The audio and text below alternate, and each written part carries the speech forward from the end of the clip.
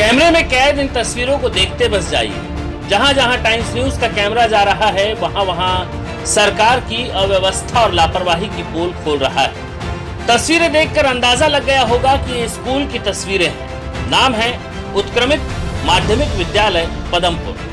हसनगंज प्रखंड के अंतर्गत बलवार पंचायत में आता है ये स्कूल। करोड़ नहीं तो लाखों की लागत तो लगी ही होगी इस स्कूल में, लेकिन स्कूल को बना देने भर की अगर सरकार की जिम्मेदारी है तो फिर हम कोई सवाल नहीं करते। लेकिन अगर स्कूल भवन को बनाने के बाद उसके चलाने की अगर सरकार और प्रशासन की जिम्मेदारी है तो फिर ये तस्वीर सारी व्यवस्था पर सवाल या निशान है। गंदगी और कूड़े का ढेर और स्कूल के प्रांगण में मिट्टी, गिट्टी, बालू और जलावन देखकर लग रहा है कि इस स्कूल का कोई माई बाप नहीं है।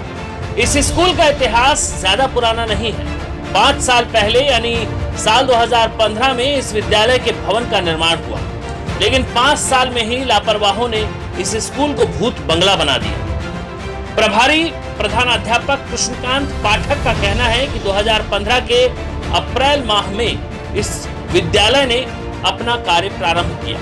इसमें 4 वर्ष से मैट्रिक में लगातार छात्र छात्राएं शामिल होते आ रहे हैं और 99% छात्र छात्राएं प्रत्येक वर्ष उत्तीर्ण भी हो रहे हैं। लेकिन हैरानी इस बात की है कि इस पूरे स्कूल में केवल एक ही शिक्षक है, सूर्यकांत पाठक। इनके अलावा कोई भी शिक्षक या शिक्षिका नहीं है।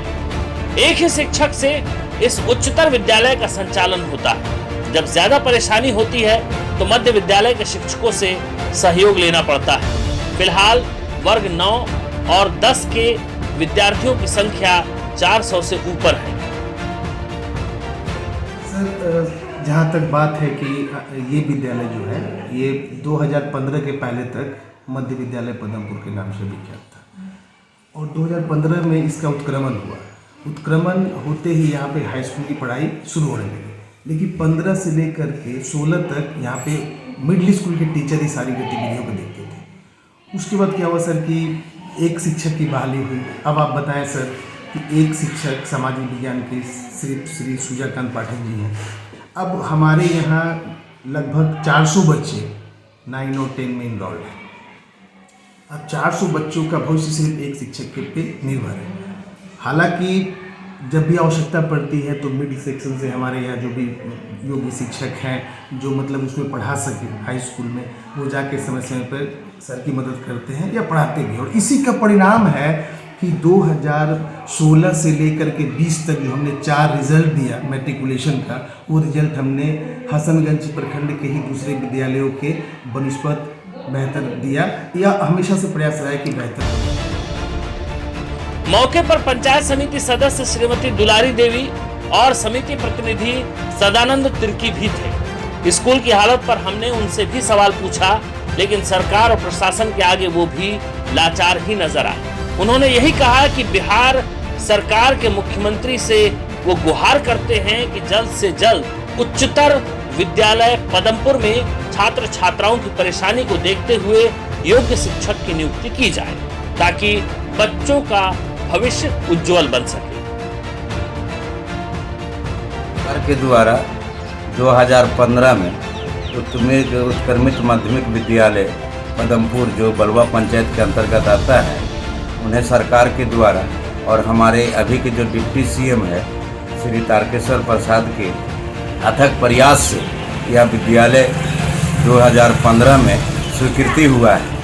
उस समय से ही इस विद्यालय में छात्र छात्राओं की संख्या बहुत अधिक है। अभी वर्तमान में छात्र छात्राओं की संख्या 400 से ऊपर है आए।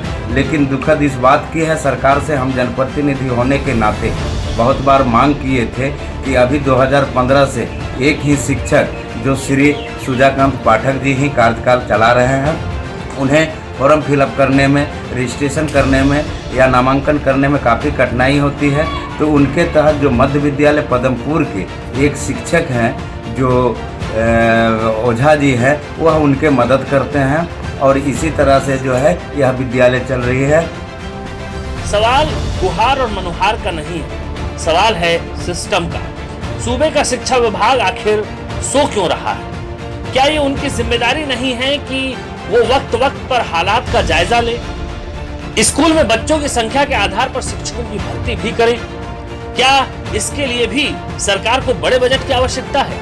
अगर सरकार शिक्षा व्यवस्था को ही दुरुस्त नहीं कर पा रही है तो फिर आगे कुछ कहने और बोलने का कोई मतलब नहीं है। Mukesh Kumar, times news, Hasanganj.